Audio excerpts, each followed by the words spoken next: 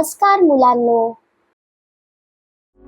तुम्हा सर्वांचे हार्दिक स्वागत आहे। आपल्याला माहित आहे की मधमाशा पोळे बनवतात आणि कळपाने राहतात। त्या सहसा एक विशिष्ट पदानुक्रम पाळतात आणि त्यांच्यामध्ये कामाची विभागणी असते।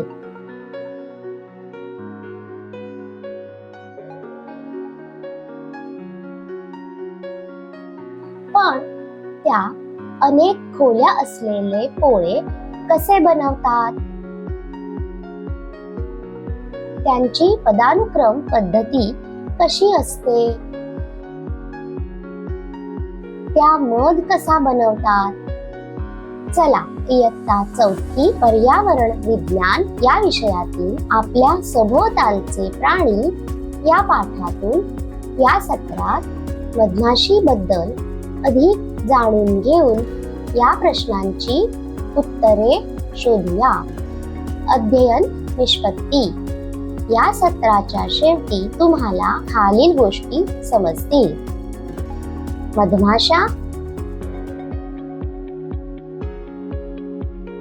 मधमाशांमधील पदानुक्रम, मकरंद गोळा करणे, पोळे,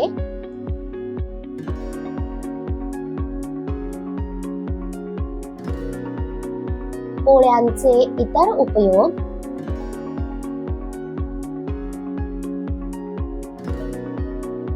मधमाशी पालन,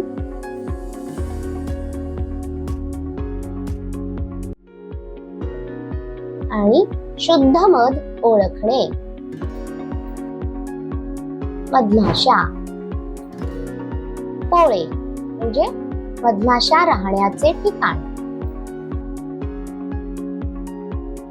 पदानुक्रम म्हणजे एक अशी व्यवस्था ज्यात व्यक्ती किंवा वस्तू त्यांच्या महत्त्वाप्रमाणे मांडलेल्या असतात। मकरंद फुलांद्वारे तयार केलेला एक गोड साखरेने समृद्ध असा द्रव। मध सत्र सुरू करण्यापूर्वी आपण या सत्रासाठीची संकल्पना नकाशा पाहूया।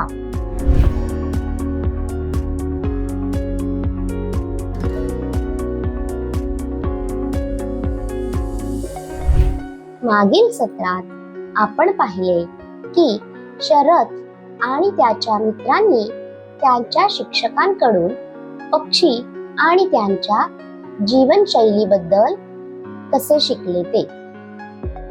आता शरथने शिक्षकांना मधमाशांबद्दल अधिक माहिती देण्यास सांगितले।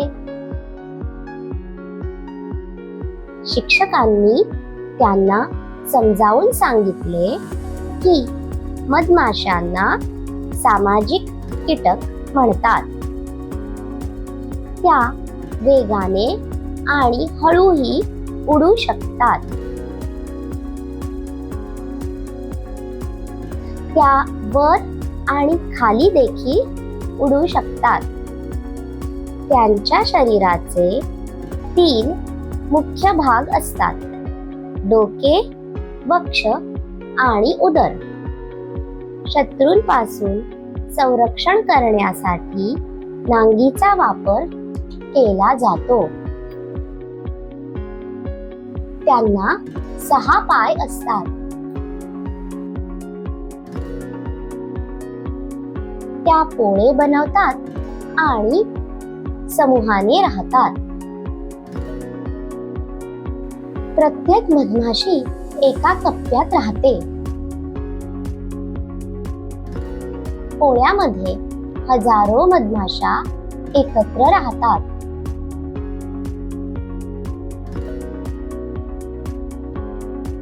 त्या इतर मधमाशांसोबत अन्न वाटून घेतात आणि मधमाशांच्या अळ्यांना खायला घालतात।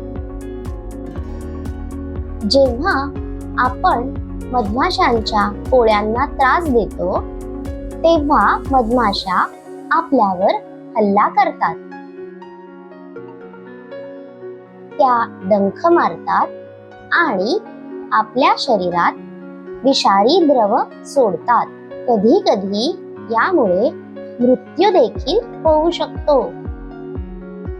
म्हणून आपण मधमाशांच्या पोळ्यांच्या जवळ जाऊ नये. मधमाशांमध्ये एक पदानुक्रम असतो.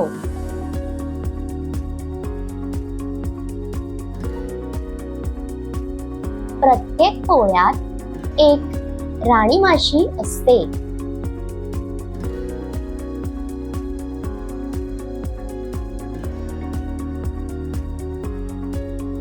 राणी माशीचे काम फक्त अंडी घालणे हेच असते. पोळ्यात नर मधमाशांची संख्या खूप कमी असते, ज्यांना ड्रोन म्हणतात. पोळ्यात शेकडो मादी मधमाशा असतात, ज्या कामकरी मधमाशा असतात. या मधमाशा दिवसभर काम करतात.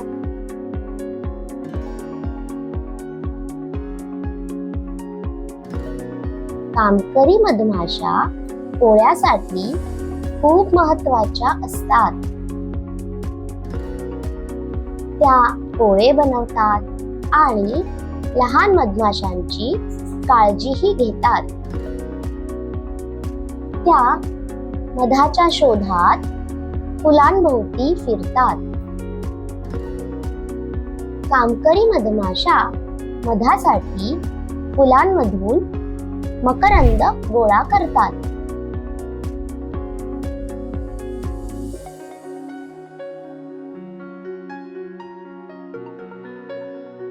त्यांच्याशिवाय पोळ्यातील सर्व मधमाशा उपाशी राहतील. जेव्हा एखाद्या मधमाशीला मकरंद असलेली फुले सापडतात, तेव्हा ती एका विशिष्ट प्रकारचा नाच करते, ज्यामुळे इतर मधमाशांना मकरंद कुठे आहे हे कळते. एक मधमाशी एका फेरीत 50 ते 100 फुलांमधून मकरंद गोळा करते. मधमाशा पोळ्यात मकरंद साठवतात आणि जेव्हा त्यांना अन्नाची गरज असते तेव्हा ते खातात. तोच मध असतो. मधात औषधी गुणधर्म असतात. शिक्षिकेने त्यांना सांगितले की मधमाशा मेण नावाचा एक चिकट पदार्थ तयार करतात. त्या पोळे बांधण्यासाठी मेणाचा वापर करतात.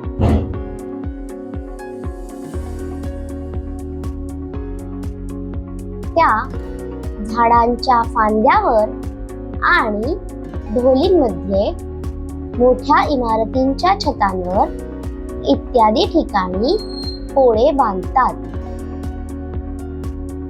त्यांनी त्यांना हेही सांगितले की मधमाशांचा आकार आणि पोळ्यांचे प्रकार सारखे नसतात. मधमाशांची पोळी केवळ मधमाशांचे घर नसतात. त्यांचा उपयोग शाई, रंग, मलम, पावडर, मेणबत्त्या इत्यादींच्या निर्मितीसाठी केला जातो.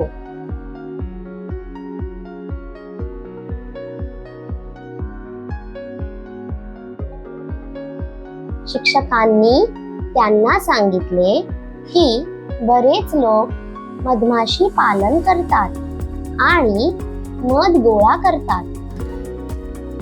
बागांमध्ये लाकडी मधाच्या पेट्या ठेवल्या जातात. लोक त्यामध्ये जमा झालेला मध मिळवतात.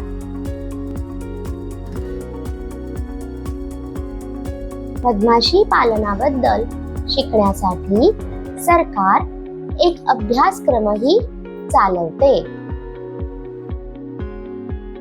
शिक्षकांनी त्यांना सांगितले की आपल्याला बाजारात मधाचे अनेक प्रकार मिळतात.